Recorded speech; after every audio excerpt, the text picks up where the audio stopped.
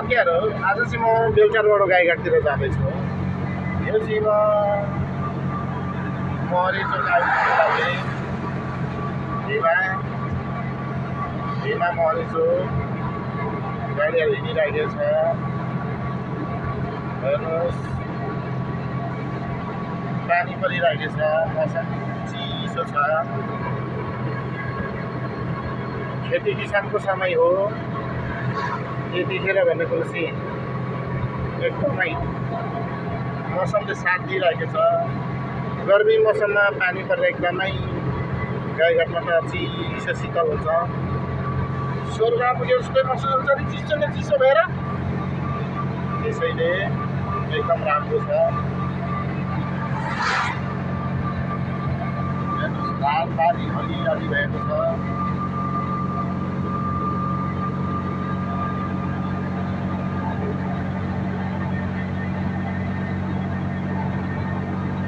मान्छे चित्र निकाल्दै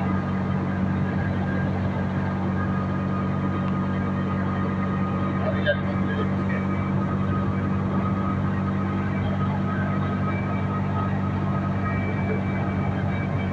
आज चाहिँ यस्तो शीतल गरेको 2-3 दिन भएछ पानी परेर।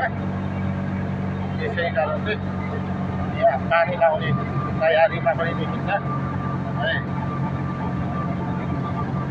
पानी परिरहेको छ, मान्छे पानी तानिरहेको छ।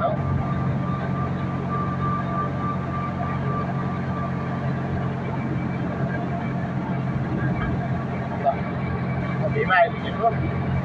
यहाँ गाडी के भइरहेको छ, बेच्दै रहेछ यो गाडी। मान्छे मरेछ आइपुग्यो। उहाँबाट चाहिँ मिसिन लिएर आएको गाडी आइरहेको छ। ला एक्सकाभेटर लिइरहेको छ। जेसिबी ओनरको रहेछ। जेसिबी ओनर छ। जेसिबी यो चिज गर्ने मिसिन लिइरहेको रहेछ।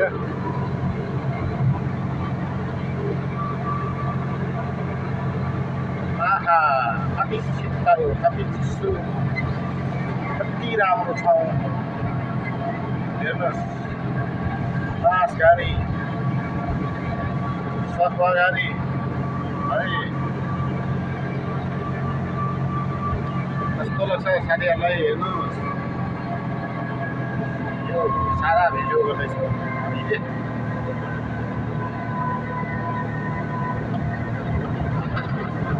गाडीको यात्रा कस्तो हुन्छ भनेर देखाइरहेको छु।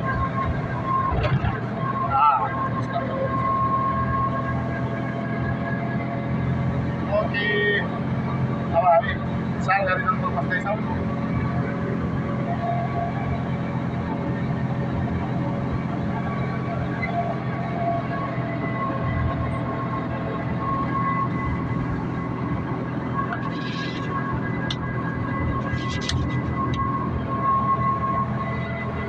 सल्कोबाट टपरी गाँसेको, सल्कोबाट टपरी गाँसेको, तेरो माया चौडाइ काटेको भन्ने गीतहरू पनि पहिला धेरै गाउँथे।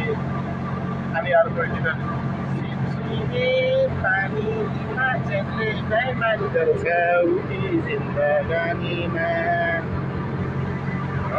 पर तिम्रो भन्ने मैसोरा सिमसिमे पानीमा जसले बेइमान गर्छ उही जिन्दगानीमा।